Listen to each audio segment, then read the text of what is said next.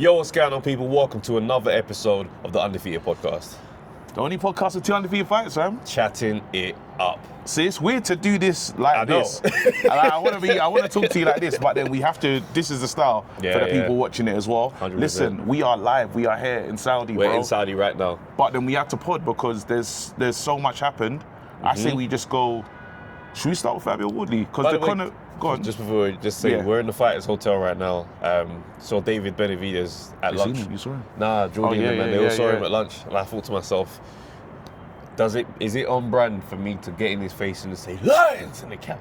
Would that be crazy, or would that? See, you put that in the group, and I thought to you, I said, Travis, because we got that code, we got that contract of if anything happens, it is what it is. Yeah. But you've caused that.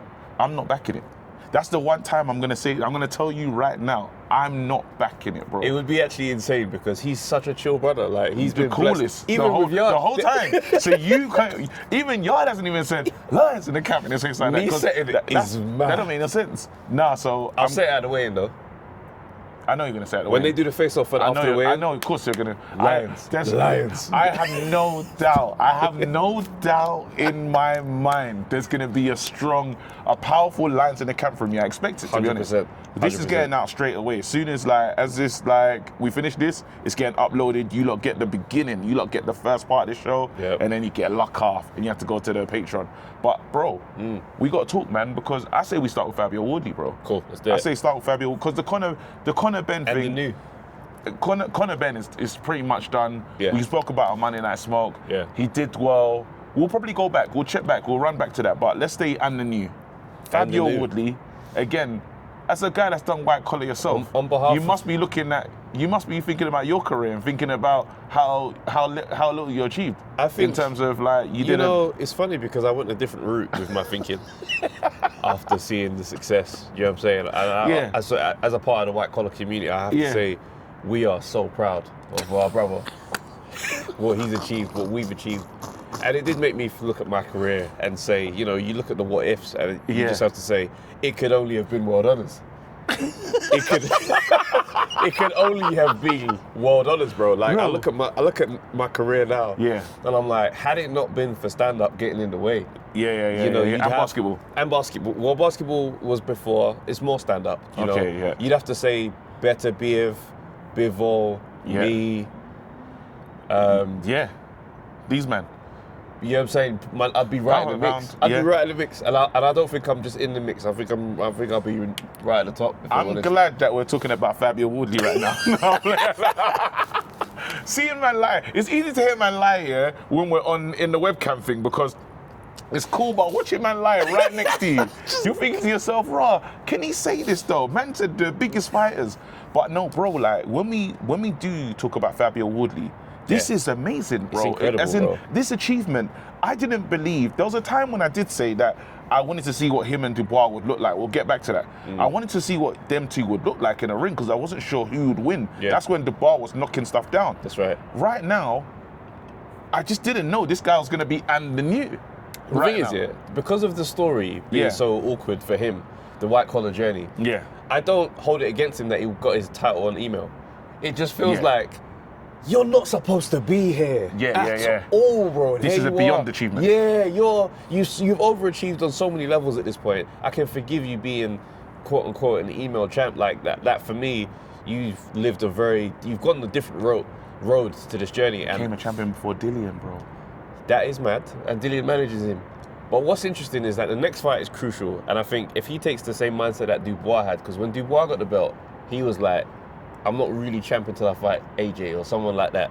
And I believe that is a thing. Even when AJ got the belt from Charles Martin, it was like, But you know, listen, there's a lot of champions that, we always feel a certain way about email, like that kind of thing. But his journey, Huni is a great fight. Yeah. Then you're talking about a man that was waiting as well. Fighting Parker. Parker's a former champion. Do you know what that could have been for? Former world champion. So you could potentially say, none of these lot beating Usyk. And let's have it right. If Usyk vacated earlier, that belt could have been. That fight could have been for the belt. Yeah. That is the belt to say, well, you won that fight, and then going into it, obviously he didn't know he was on the powder. We didn't know the powder was the booger sugar. The booger sugar. Yeah, we didn't realize that, and they're saying it's not an advantage. But how do you know? That's my thing. Well, how do you know it's not an advantage? Who's the scientist? Because that's my thing. I'm like, they're like, yeah, doesn't help you. Says who? I mean, I've never tried it, so I don't know the rules of the thing. I've seen men fight in the rave on that stuff, and they've been pretty dominant. They've been pretty dominant. Do you know what I mean? If only for like, a minute and a half. Yeah. That minute rounds of boxing. That's what I'm saying. Well, again, we don't know. It could be adverse from the food. We don't know what's going on. Coke in the dinner. Them men need to get a better excuse than that, bro.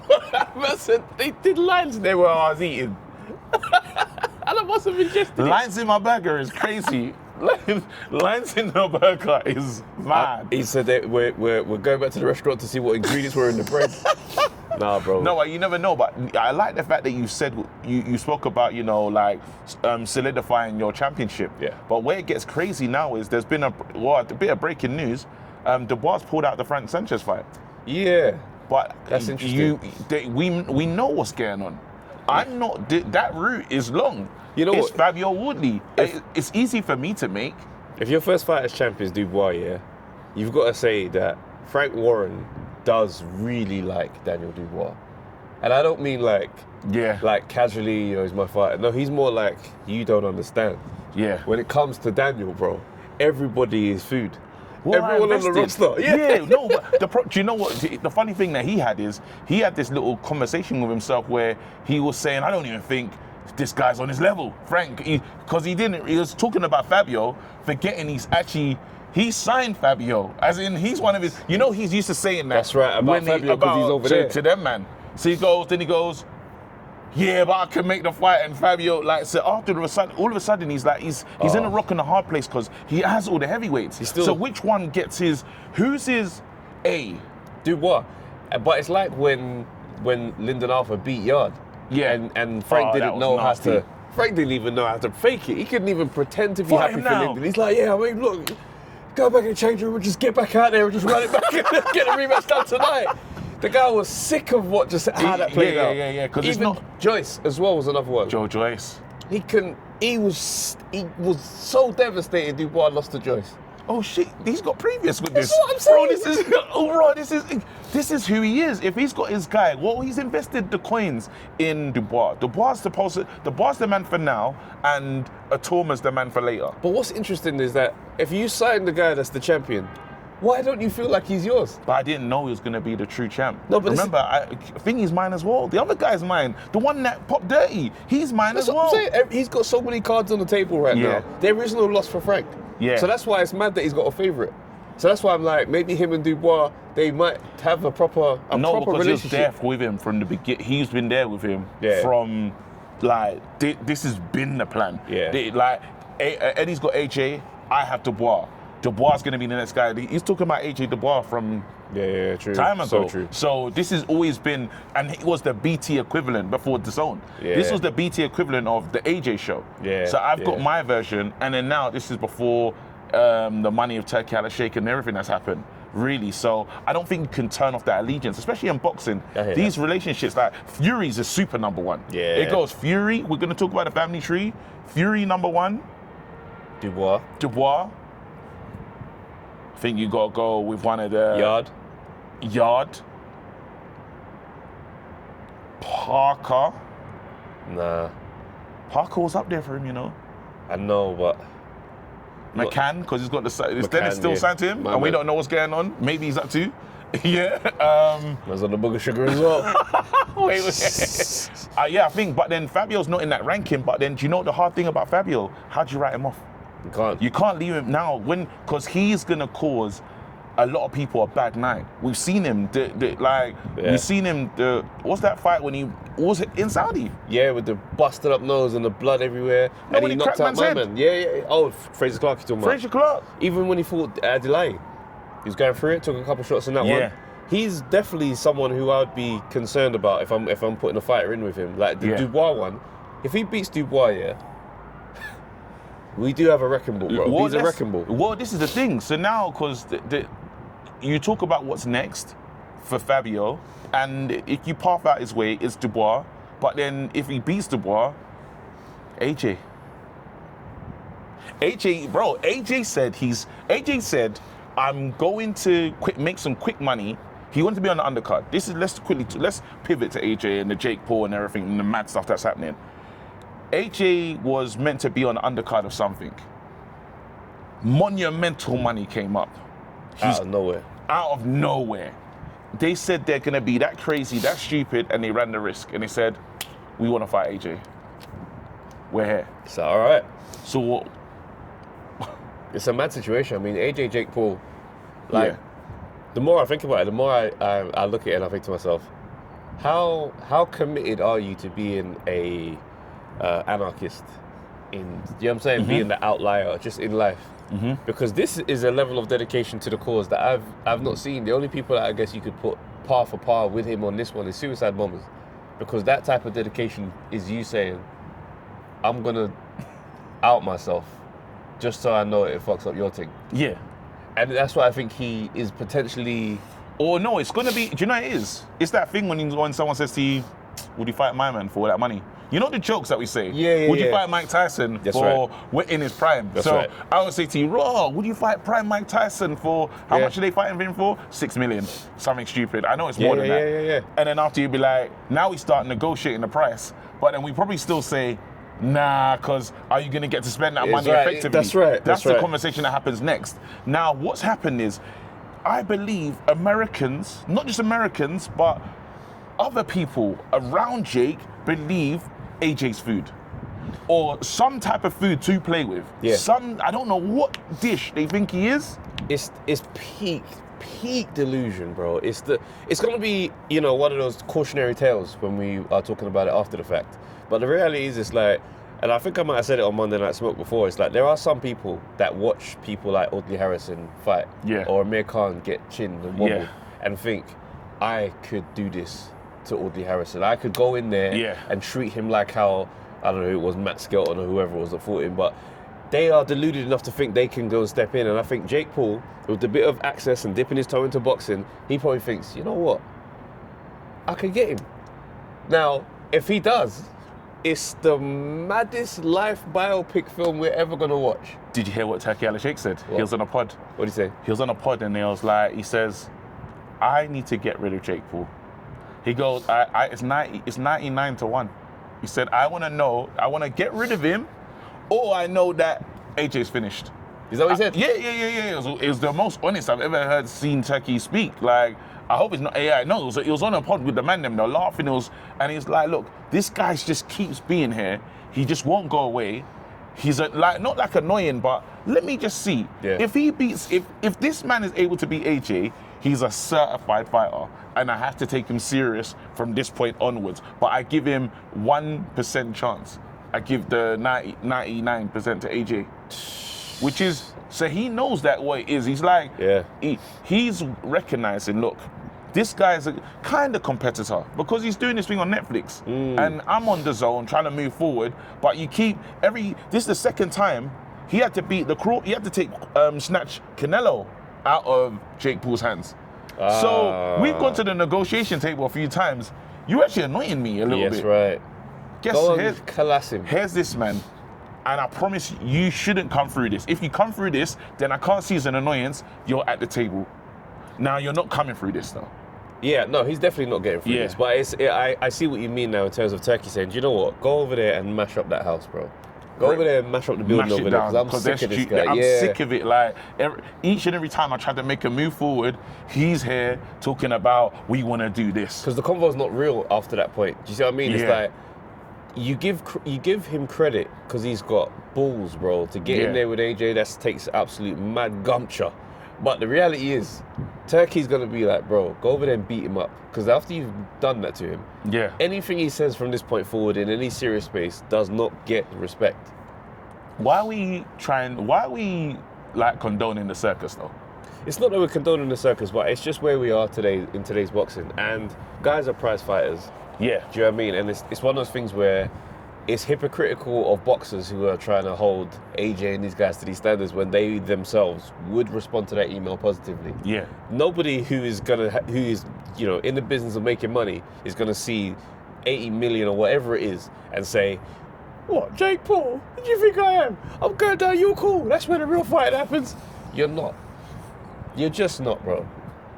You're not, bro. Like, I'm telling you right now, yeah. I'm sure I could book some of the world's best comedians for 50 mil to come and do a 5-minute set down at the pub in Camden, King's Head. Dude, I just need 5 minutes, Seinfeld. 50 million cash up front. he's gonna be there. They want the money. You want to see their money in escrow just to make sure. Yeah, So but then, he'd be stupid to not show up. Yeah. But then now talking about, so we believe AJ will win this one. Now I don't think AJ doesn't get any credit for beating up Jake Paul. But the how is important. How? That's what we got to talk about. The how is. So I've given AJ.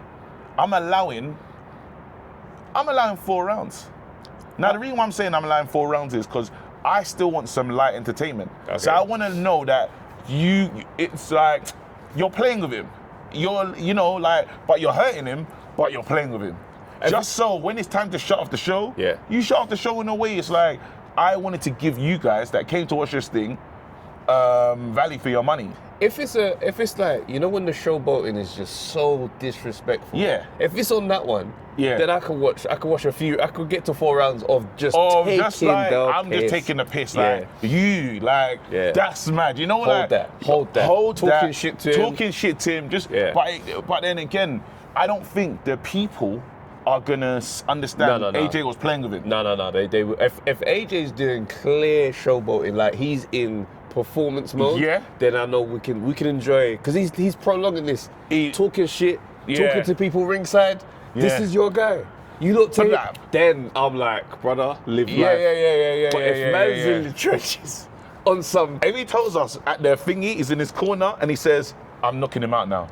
Okay, I've had enough fun. These guys we've had enough fun. It's over now.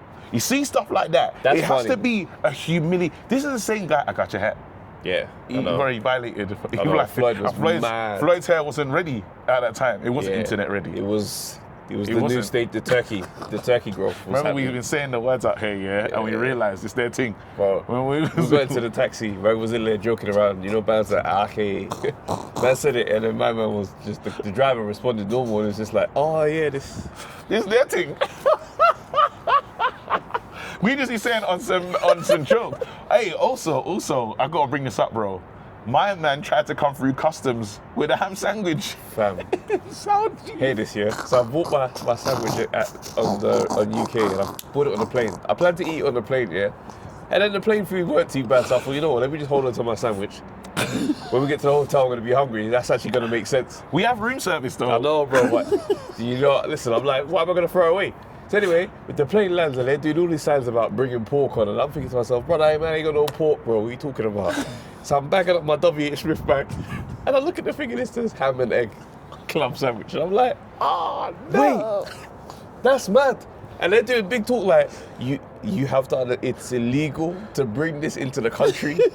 They sometimes come on and survey the plane. I had to crash the ham sandwich. Someone else's chair, liability's gone. If anyone did bust case, no, that's happened to Parker, bro. If someone did bust case, my bad, bro. But they don't know that. They're looking at that sandwich like it's a real threat, bro. It's a real situation. That sandwich has nothing to do with me. Anyway, we move on. I don't have the receipt. Tracking that transaction is still ridiculous. You're a nasty guy. Moving on though, we have to talk about AJ knocks out Jake Paul, and then he wants to fight early February, and that's when everyone's going to be outside again. Yeah. He wants to be free time. I think it will make more sense for it's a stadium. It makes more sense for AJ to fight Fabio. Dylan's revenge. Dillian White's there as the manager kind of guy. It's a good story. It's a good story. Now you can bring a storyline of, I couldn't finish the work that you need to finish. Yeah. Don't worry, I've got this. And then it makes it easier for Frank because he don't have to sacrifice his heavyweights for this thing to happen. Yeah, that's a massive payday for Fabio Woodley, boy. What? Wembley? Because AJ still has. He's got one more ticket. One Wembley. Yeah, I think he's got one more Wembley if it's like that. Because now it's easier to sell. You're saying, okay, does AJ deserve a title fight though? I mean, you kind of want to see him do something else before getting in for a title shot. If it works out to be Jake Paul and it's just a mad spectacle. That's mad. Jake Paul to the title is absolutely insane. But sometimes that's just how life goes. And you know what? I will say, AJ has taken the tough road for most of his career in terms of, you know, in the meantime, whilst Fury's playing games, I'm going to fight Usyk. If we look back and we realize how mad that is as an in the meantime fight. Yeah. In the meantime, I'm going to go and fight. Like, he's always done the difficult thing. So for me, I'm not mad at him at this stage of his career saying, you know what? Until Fury's ready to get in the ring, light touches, bro. I don't even mind. Oh my God. Okay, now I've moved on. This is mad because I plan fights after fights. And Fabio, you can never overlook Fabio, right? Yeah. But if AJ was to beat Fabio, Fury will come outside.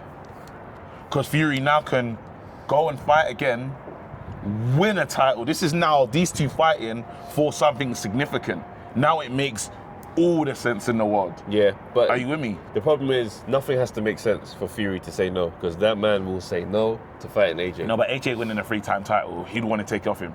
He's not trying to fight. He'd want to take that title off AJ. I think I'm at a point where I'm done with the idea that Fury is going to fight AJ. I think he is petrified of risking his legacy, and I think he also knows that style-wise, that matchup is terrible for him, and the older he gets, the worse things become. Like, it's Amir Khan, Kell Brook. The only saving grace that he can have from his position is wait until everybody's too old. You don't look like you, I don't look like me. So even if I lose, it's just happening too late. And that's where I think we're going. Do you know where there's a problem though? Because even if Fury does want to come outside, the last time we seen him fight was Usyk. We saw how quick Eubank aged in the last one. Oh, bro. And remember, the lifestyle. Eubank's lifestyle, I can't say Eubank's lived a bad lifestyle. I think he's always stayed in shape, but he's mismanaged his body. Mismanaged himself, yeah? So let's put mismanagement on that one. Fury, when we talk about drinking, when we talk about everything that he shouldn't do outside the ring, he's partook in some of that stuff. There's no way he can just say, all right, I'm fighting AJ, I'm ready to go now, and everything's fine, and all the things I did before is no longer. I don't think he can do that. No, you can't. You can't just keep going to the well and expecting to come back with gold. There is a limit on this. Junior found the limit. I don't think Junior necessarily found his limit. He orchestrated the limit by signing up to bullshit. But like, he probably could have done another year or two. Yeah. But I think when it comes to Fury, that lifestyle will catch up with you, bro. Like, whether it's going to be his legs, we've seen regression with Fury in lots of different ways over the years. But I reckon, you know, the powers of recovery, as everyone, you know, says that he has, brother, that will be where your body lets you down. Down he goes. When Conor Ben went down, I said... Junior. Sorry, when Junior went down, I said... I couldn't believe what I seen. What? Bro, that was... Because I was going to walk, out because I hated how right he was. So it just pissed me off. So I was like, I was about to get up and leave, yeah? Because I was like, this fight's over. As I got up, he cracked him with that shot. Then I said, huh? This makes his body go... I was like... bro, and the thing is, because obviously I'm watching it, I'm thinking, my prediction is crazy accurate in this. But then I'm watching the fight happen, and I'm feeling sad for Junior as well, because I'm like, all the stuff I wanted to happen for you, bro. It's up in smoke. The dream is going. It's up in smoke. And he's looking old. Then I see the knockdown happen, I'm like, don't let him win like this, though. That's all I'm thinking. Don't let him knock you out, because we didn't have that in the family's legacy. They weren't knocked out. No one was knocked out. So this is Ben was. But then, like, what? On the Eubank side. Yeah. But then I'm saying, even when you go to the second one, we didn't get like total like this. Nah, that was a razor sharp decision. Do you see what I'm saying? Yeah. So then after, you're gonna say, well, if this is the end, if this ends it like this, he's never gonna see you again, and you're on the floor on this one. That's why he got up so aggressively, bro. He got up, legs were mad, but he stood there like boom. And he asked how long's left. Yeah, how long's left? Guy said 8 seconds. He's like, all right, cool. just survive. That's the dog, though. That's the He's dog. a dog. That's the dog in him. And that's the part of Junior that I'll miss, bro, because that career, I feel like the career was managed quite safe. In hindsight, when we look at some of the things over the years, the choices to fight this person. You've got to call out mismanagement. No, mismanagement, 100%. But I'm talking about like the selective stuff. Do you know what I mean? I think we never really got to see how good Eubank Jr. was or could have been. Yeah, because we're actually kind of curtain closing on the Eubank career. Yeah. I'm gonna say it's hard to say mismanagement when they've made all the money they've made. It's like zoom out, and it's a life win. Yeah, it's phenomenal. It's a life win. If you talk about boxing, zoom out, phenomenal. Yeah. Zoom out on legacy. Yeah. Then we say it profile-wise, and the maddest thing is, but he's so good that he could have been bigger. But hear this though, profile-wise, he's. It's gonna sound. This is a controversial one. He might have done a similar thing with his boxing career that his dad did with us. Okay, because there's a lot of questions Chris Eubank Sr. didn't ask. He didn't go to America. Didn't see Roy Jones. Didn't see James Toney. Didn't see Bearman. Father like son. Nigel went. Yeah. He saw Iran Barkley. He was in America. Yeah, I mean. Yeah, because he said he wouldn't fight James Toney. I remember that they did. He was scared of him. Eubank stayed here and he defended the WBO belt, which wasn't respected like that at the time. Yeah. He held it, defended it back to back. And you got to imagine, that's like someone holding the IBO belt today. And who held the IBO belt today? Junior. Now, what Eubank Sr. did, he captured our imagination with the war with Ben and many great performances. Yeah. Junior just captured our imagination at the end with the wars with Ben, right? And yeah, there's some good highlights in between, but you're going to struggle to name the killers. We got Spike Sullivan night, which was a lovely, was fun. Arthur Abraham was a good name. He's slightly old, but it was a good name. Then it's like, the knockouts they're nice to watch, but the names, they're not really massive names. It's actually quite sad. So then you put them side by side and you say, expected. Yeah, they've actually followed each other to I wouldn't say the quality of the product is not the same. But it's not the same with his dad, but he's done similar things to what his dad did. He created a similar shape of his career. Obviously, I'm not saying that Eubank Sr. was a bad man in the ring. Yeah. My only issue is that you didn't test yourself when you could have.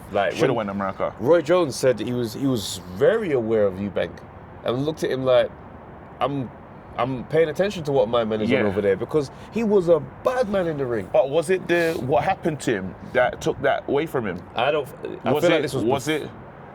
What is the timeline? Because I think that might be because he was never the same after his situation. Yeah, that's right. If that's the case, then could be responsible for as to why we never saw, because the fight was out of him.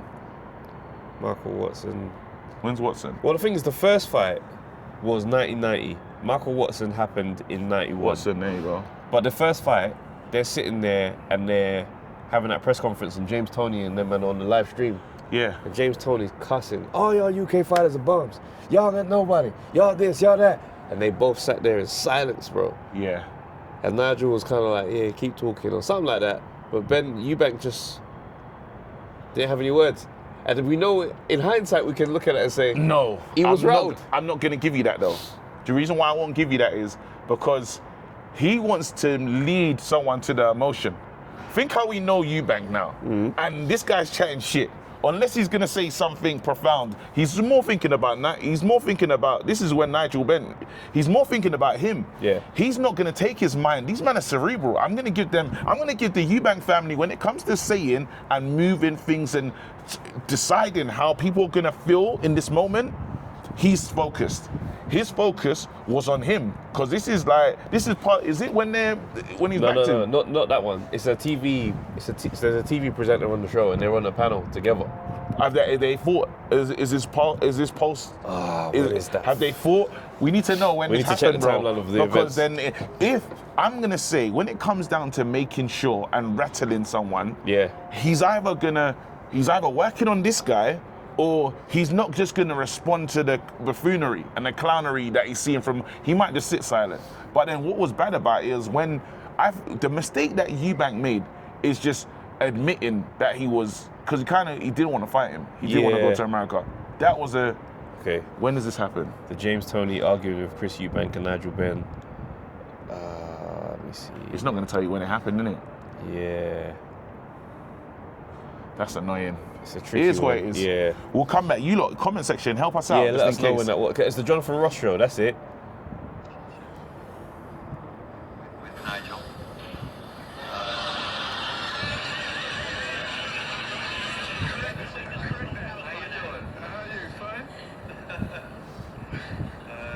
No, we met at the Fifth Street Gym in Miami. Yo. James Toney's just standing there. James Toney is rocking back and forth. Middleweight James Toney. I don't even care what my man's saying. Let me hear what James Toney says. I don't mind coming over there and fighting him. Wait, hold on, let's see. And that left. Now, Mickey, if I'm not mistaken, that rather imposing figure to your left is the current IBF super middleweight champion, that many boxing fans feel is the super middleweight who really is the one to beat, James Toney. James, I'm sure you're aware of this fight between Nigel Benn and Chris Eubank. Are you watching it with interest? Who do you think will win, and are you looking forward to taking one of them on? I don't care who wins, I'll fight either one of them. Matter of fact, I'll fight both of them on the same night if you want.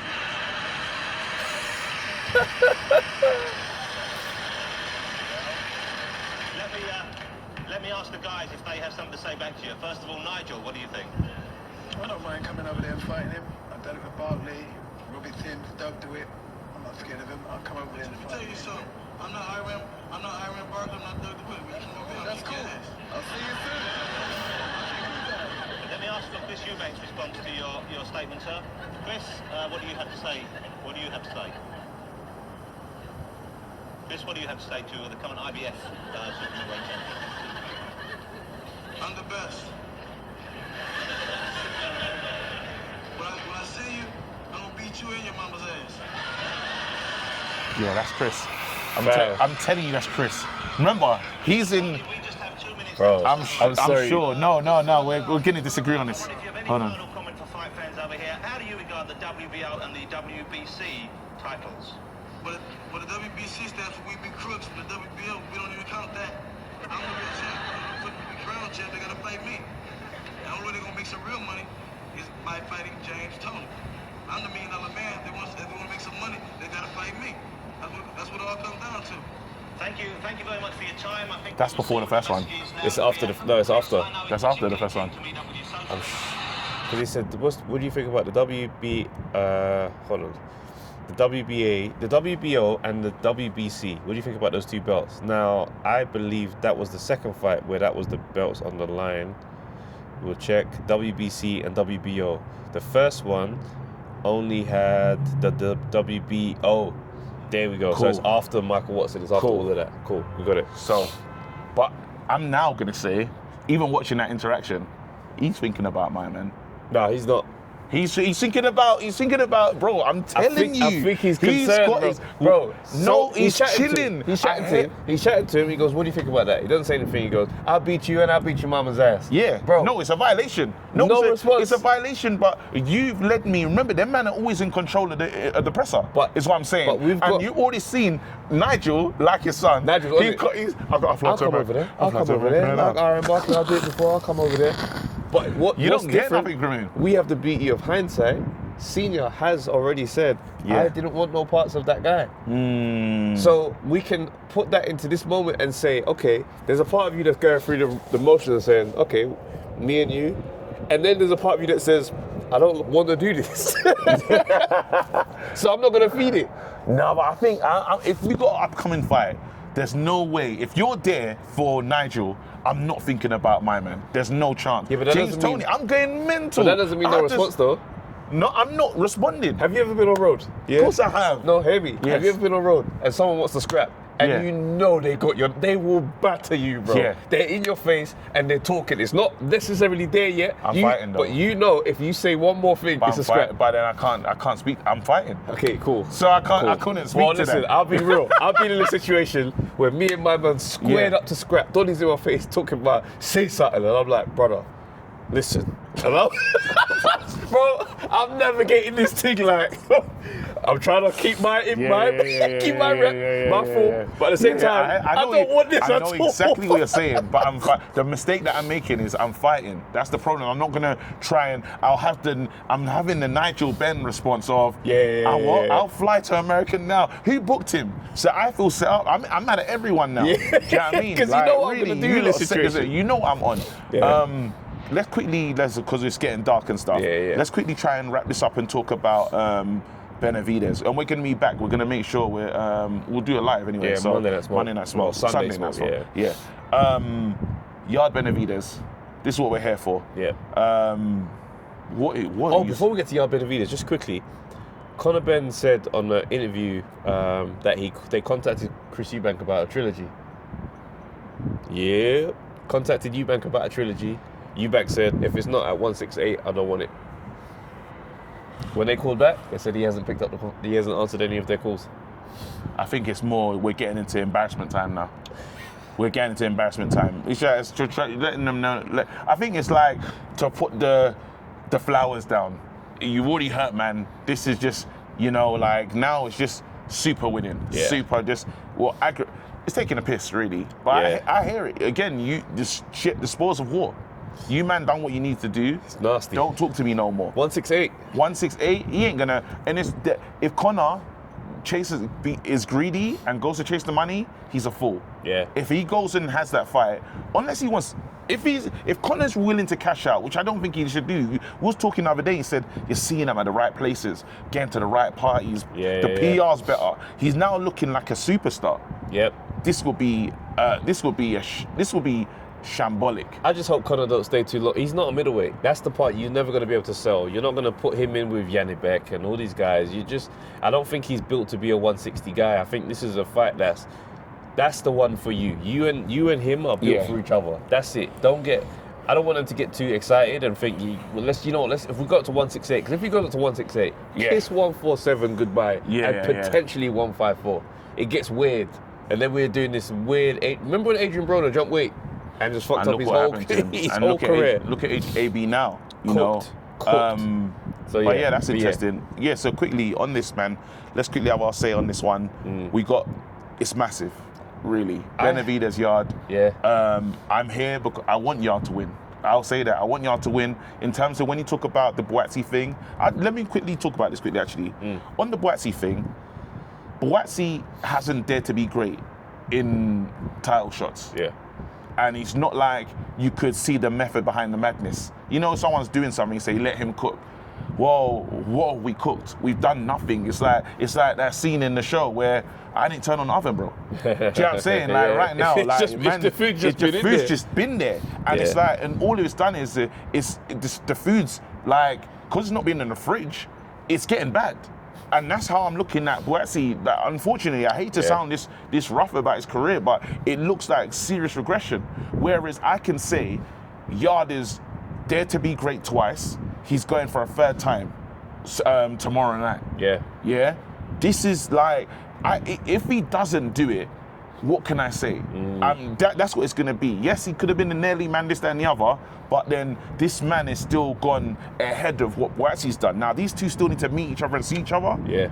But it's that thing, like you say, like the whole nearly thing, right? I think that's just one of those things that people just use to put on you. But the fact is, you put it into life, you see a girl walking past and she looks nice. You're somewhere you haven't even been before. This is a place you don't know you're going to be able to be. You're going to be back here. You're going to see her again.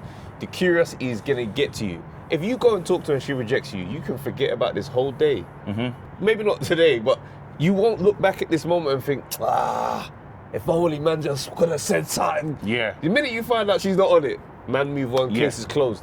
With Yard's career, and I truly believe he becomes world champion tomorrow, if it doesn't go that way, that man can, when it's all said and done, he's sitting there and be like, brother, man got in there with the bad boys and I mixed it with these, man.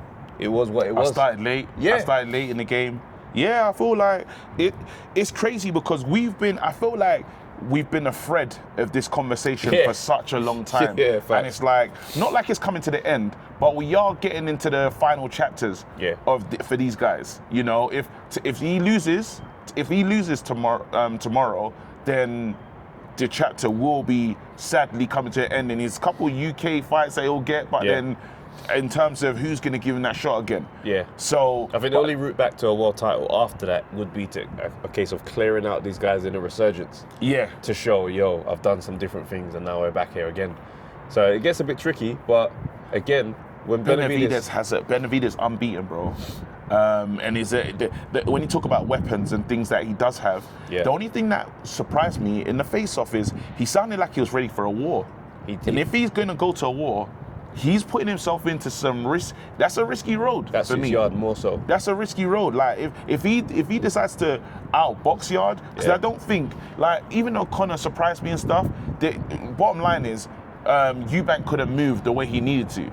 I don't think Father Time's come and crept up on Benavidez like that. Say he can't get out of the way, and do you understand what I'm saying? So I don't believe now that Yard is now a better boxer than Benavidez. But I do think Benavidez, if he decides to be stupid or decides to do what Bivol did in the first Batavia fight, we're in trouble, because Bivol tried to prove a point to us.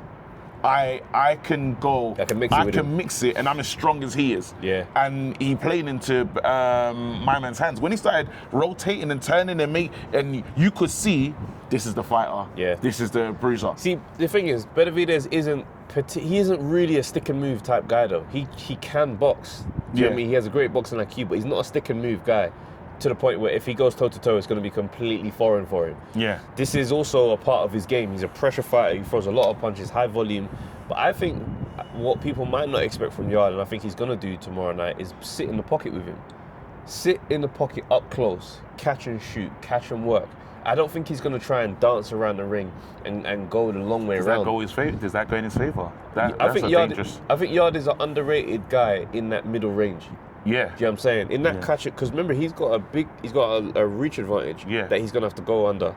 Like, so staying on the end of the jab isn't too beneficial. Yeah. If Benavidez agrees to engage, Yard has the option of managing distance quite nicely on the inside, where it's like, okay, cool. Because remember, when you're tall, he looked good when he done some inside shots against Linden. That's right. And even when he's on the pads with Tunde, I noticed it was like a lot of reflex work, up close, catch, shoot. And I'm like, that suits you more than it suits him, because being the taller guy, that inside work, there's very few guys who benefit from inside work as the taller man, Callum Smith and a couple others. But I think Yard really has a good shot of pulling off the upset tomorrow night. So yeah, that's my prediction for that one. Listen, I'm getting with your prediction, because why not? Now I'm playing. I'm gonna say my head says, I'm going to say Benavidez. I'm going to stick with my prediction. I think it's Benavidez to the win, but I want Yard to do it. Let's put it as that. Listen, it's getting so dark, you can't see my expressions. You can still see his. Proper change. We're going to lock it off. Imagine we came out here. Saudi. Everyone, stay blessed. Peace. We're out.